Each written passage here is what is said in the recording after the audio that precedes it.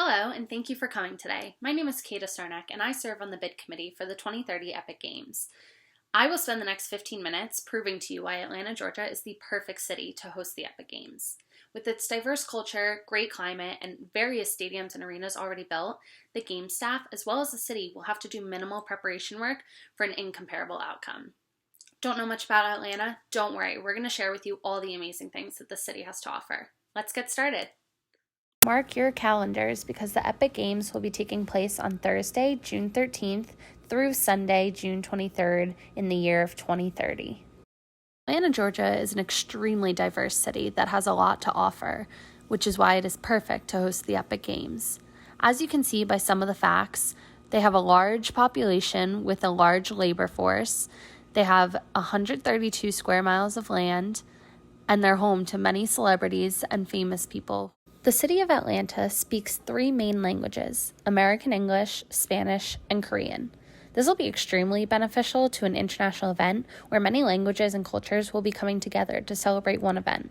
Atlanta is also known for its large LGBTQ population, which makes the city one of the most accepting and inclusive cities in the country for all of its visitors, which will be crucial to the wide range of people attending the Epic Games.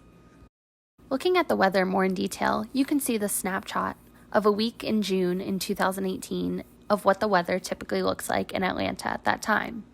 You could see that during the morning hours, it's typically about 82 degrees as a high and can get up to around 88, 90 later on in the afternoon. By this chart, you can see that the high is 86 and the low is 68 on average, which makes it great temperature for our athletes to play in as well as our visitors to sit through. You can also see that Atlanta gets about 14.4 hours of daylight, which will give us a maximum time to host the events throughout the day.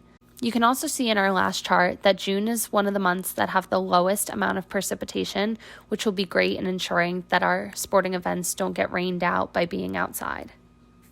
City life outside of the sporting stadiums will be just as important during this multi-day event, as spectators will need places to stay, eat, and spend their time aside from the event. As you can see, Atlanta has a booming downtown area with extensive accommodations and activities for all visitors of the Epic Games. Atlanta, Georgia is home to the busiest airport in the world. Its airport sees about 300,000 passengers every single day, so there would be no worries regarding getting visitors in and out of the city. It's also great because the city is about a 3-hour flight from all other major cities in the country. The airport also has one of the largest international terminals, making it easy to accommodate all of the international passengers for this event. The city of Atlanta has also hosted the Super Bowl 3 times, as most recently as the year of 2019. As you can see by the pictures, Atlanta does a great job of promoting their city for large sporting events. You can also see how much the sporting arenas have changed over time and how much they are ready to accommodate the Epic Games in 2030. The 1996 Summer Olympics were also held in Atlanta, Georgia, which included 10,000 athletes, 48,000 volunteers, 15,000 media personnel, and 2 million fans. Through these pictures, you can see that the city was extremely prideful to hold an event of this magnitude, which would be mirrored by hosting the 2030 Epic Games. Atlanta is the 4th in the country in terms of number of hotel rooms, behind Las Vegas, Orlando, and Los Angeles. This proves that the city is more than capable of holding a sporting event of this magnitude. As you can see, hotels range from Sheratons to Marriotts all the way to Holiday Inns and Hiltons, so our guests will be accommodating no matter what their price range. The Epic Games will have 20 sporting events in which the sports are governed by federations recognized by the International Olympic Committee. While you can see the extensive list of sports here, some of the notable events the Epic Games will be holding is American football, automobile racing, basketball, cheerleading, karate, kickboxing, lacrosse, racquetball, swimming, track and field, and volleyball. The stars on the map represent a few of the stadiums we will be using for the Epic Games, as well as Georgia State's campus in which our athletes and officials will be housed. As you can see, Atlanta has multiple stadiums very close to one another. The Epic Games, which will be spread out throughout various stadiums, will make this possible.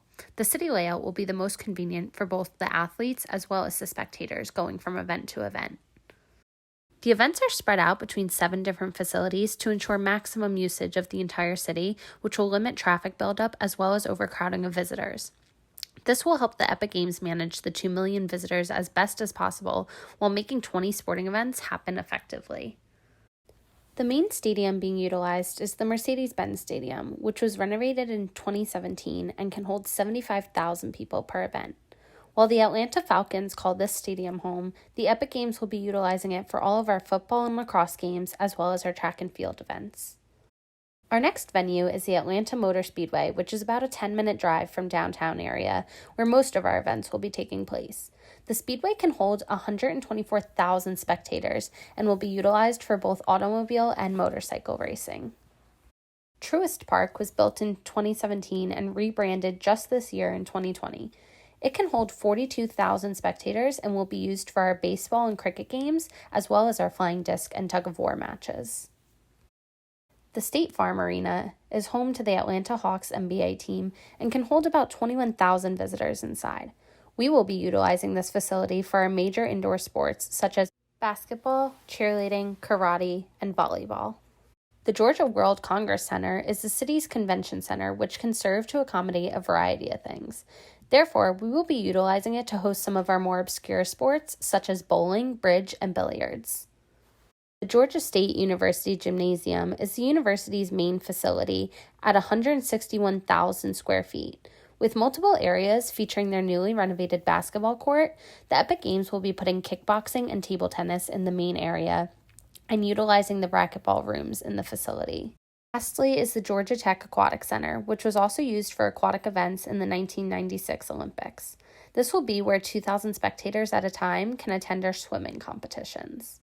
Due to its proximity to the sporting stadiums and its ability to house a large number of people, the athletes as well as the Epic Games officials will be housed in Georgia State University's housing.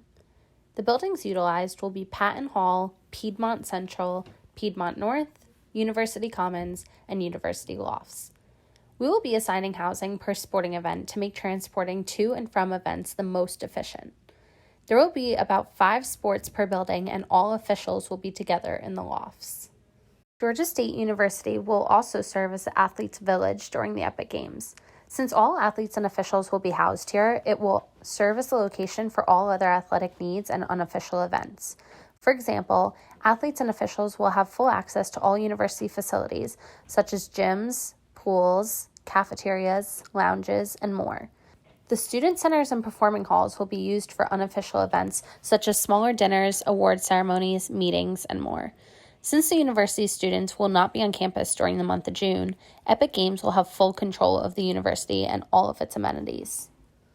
MARTA is the main public transportation in the city, providing trains, buses, streetcars, and paratransit vehicles.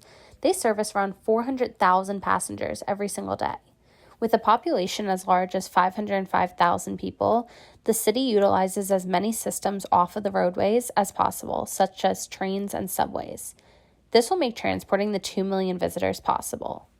Along with that, Epic Games will be partnering with Academy Charter Bus Company to ensure all athletes and officials are transported by bus when need be to limit the amount of individual cars to and from events. As you can see, Atlanta has multiple major roadways as shown, which will make entry and exit from the city much easier. With a huge influx of people coming in for the Epic Games, you will need a city that is ready to accommodate all of the transportation needed. Now let's talk budget. With any major event, the budget is going to be the guiding document to keep the entire project on track for success. As mentioned, one of the best reasons to host the Epic Games in Atlanta is because of the established infrastructure and facilities. Due to this, our capital budget for construction and renovation can be minimal, allowing us for a bigger budget for operating. The only major capital expenses that will need to be done is some updating to the sporting facilities as well as construction for increased foot traffic paths throughout the different facilities. These smaller projects are predicted to cost around $150 million. As mentioned, most of the budget will be focused on our operating budget, such as payroll. The Epic Games will require about 10,000 paid employees to successfully operate.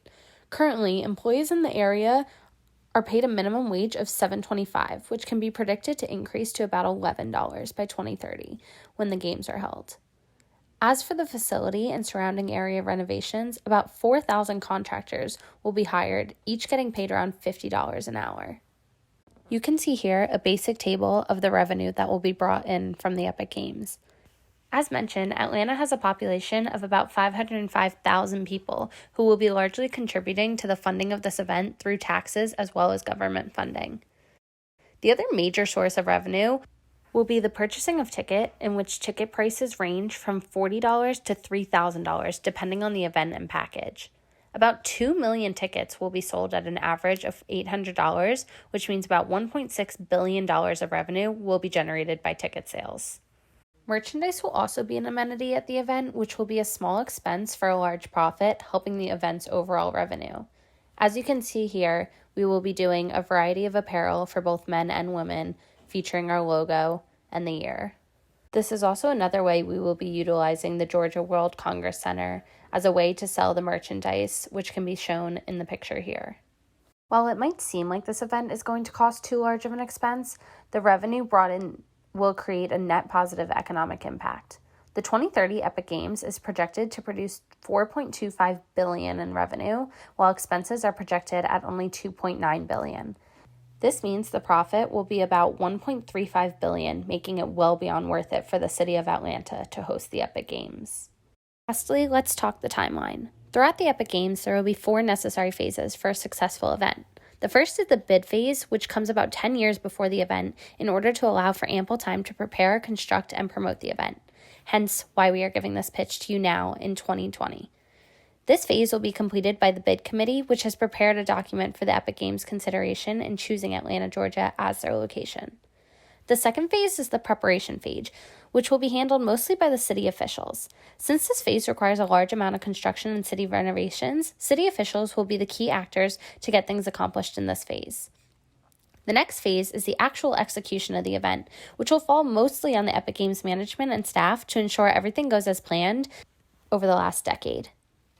Lastly, the legacy phase is to ensure the Epic Games and Atlanta are remembered for their success. A specific committee within the Epic Games Corporation, as well as city historians, will be responsible for this phase.